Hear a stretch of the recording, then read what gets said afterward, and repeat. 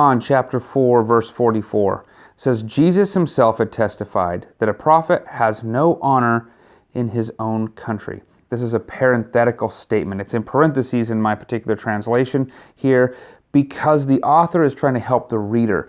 The author is trying to clue in the reader to remember something. Is this little section, verses 43 through 45, or a transition section to contrast what happened in Samaria where many people came to faith.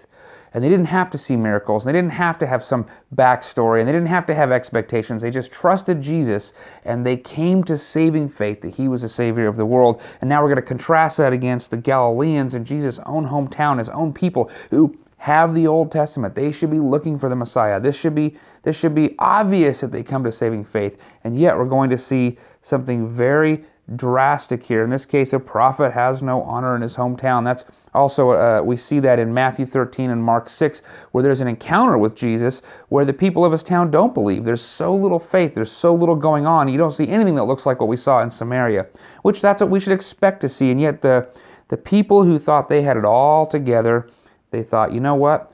We are the chosen people. We are the ones who have it. There's this expectation, and yet that expectation was just them wanting to be entertained by Jesus. There was miracles in Jerusalem.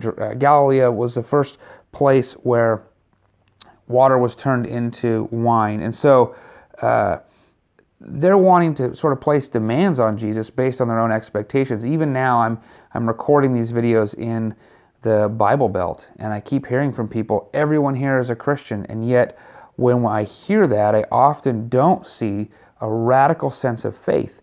There's a taking for granted who Christ is, and I think when that happens, we're going to see the contrast that we don't see the remarkable things that Jesus is doing like we saw in Samaria.